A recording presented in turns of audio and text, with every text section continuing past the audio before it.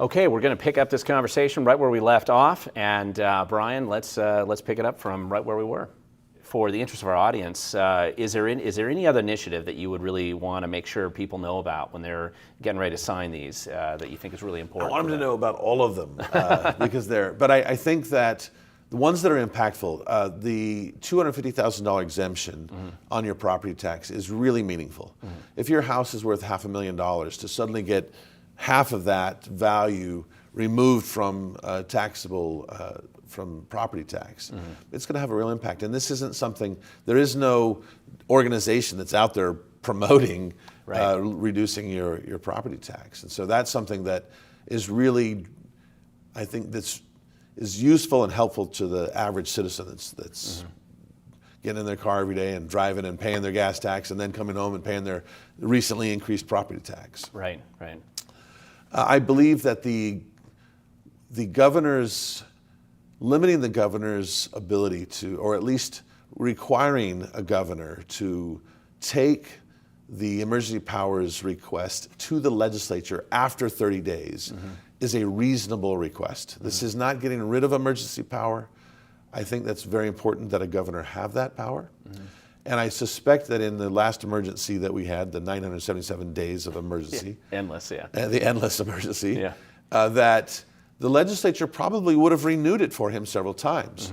But about the 5th, 6th, 7th time that he would have had to get this renewed, I suspect there would have been less appetite and it would have reflected more what was going on in the state rather than one man dictatorially deciding on his own that he's the Super Bowl winner and he's the only one that can save everybody, right? That's that's just is not the way our democracy or our republic was set up.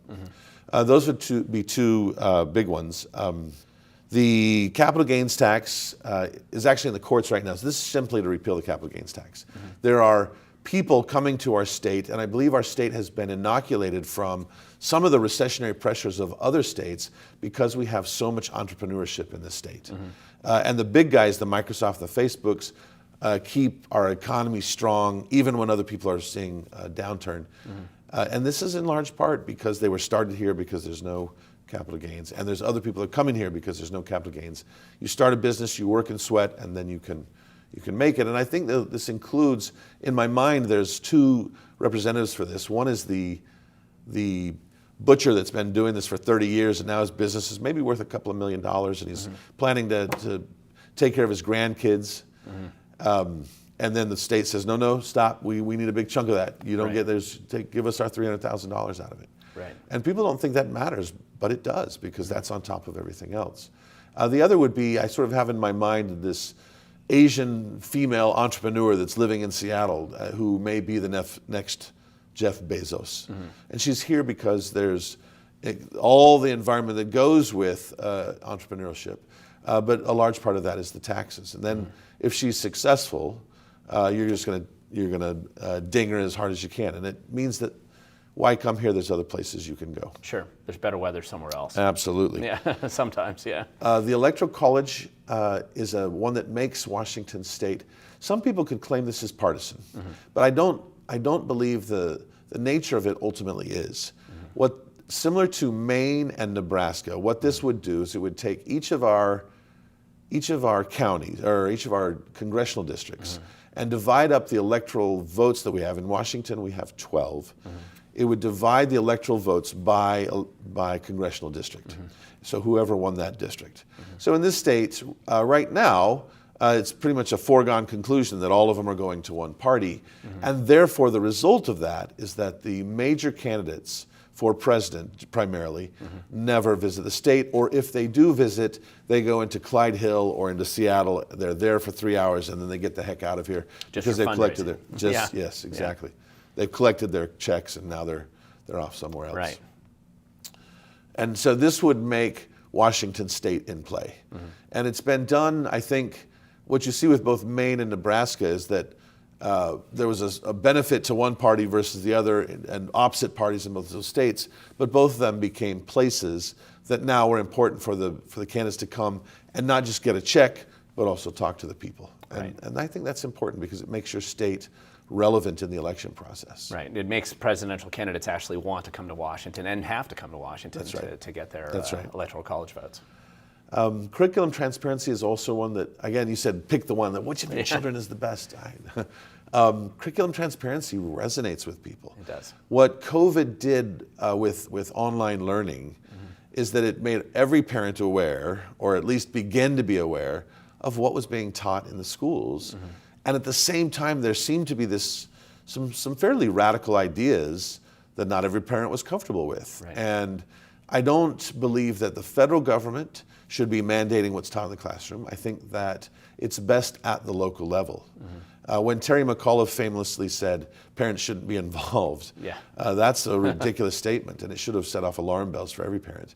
And this has no agenda on what's taught. It basically says parents should have an ability to see what's being taught. They should be able to see the curriculum that is being taught to their kids. And this allows the parents to then have the appropriate interaction with their school based on what's being taught in the school. I find it very popular with any parent I've ever talked to with kids in school. They do like that idea a lot. It's reasonable. Right. And all of these, again, are trying to be fairly reasonable. See, we've done all those. Repeal the capital gains tax. We'll talk about make hard drugs illegal, because I know that's another one there we go. that comes up, yeah. So this one's interesting because I think that the intention, there are two things happen in the state. Let's back up. Two things happen in the state. The first is that with the Blake decision, the Supreme Court essentially said there's no clause in the law that covers the possibility that someone might have drugs on them that was planted by someone else. And with that, they said, okay, if they didn't knowingly, and that was the word they focused on, if they don't knowingly possess the drugs, then the whole law, because there's no exemption for that, the whole law is invalid. And essentially threw out the law, making de facto hard drugs such as fentanyl and meth and cocaine, making those drugs de facto legal, except for the fact they're still illegal at the federal level. But in the state, then there would be no enforcement, and if someone was brought up on charges, the Supreme Court had made that not an issue. And then it was compounded. I think the legislature had a chance to fix that, but they didn't. So they didn't fix the knowingly, and then they basically added, they changed it from a felony to a misdemeanor. Now there's two problems with that. First of all, when you talk with any sort of expert about drug addiction, or if you talk to the police about how they handle, and they have to deal with a lot of addiction with the people that they incarcerate. Sometimes addiction, the only way to break its back is to have some sort of almost enforced break period. Because it's detox period. Detox. It's this monkey that's on your back, and you don't just go, oh, today I'm going to stop doing this addictive thing that my body has to have. And so a 3 or 6 month incarceration period can be, it doesn't guarantee it, and I'm not saying this is a perfect solution, but it can be the break that somebody needs to begin a rehabilitation process. And the second piece, by making it a misdemeanor instead of a felony, had the unintended consequences, I believe, of removing the federal support money that was designed for felons. Because at a federal level, hard drugs are a felony. All the rehabilitation money and support that goes to that, the federal money designed and the federal programs that are designed to help people, follows a felony conviction. But as soon as you make it a misdemeanor, then our citizens can no longer, or people that have been charged with possession, can no longer avail themselves to the support that's there if they want to get, or that we can provide to them as the state to help them kick this addiction. Right, right. And so the idea was, let's make it two things. First of all, we added the word knowingly back into the law.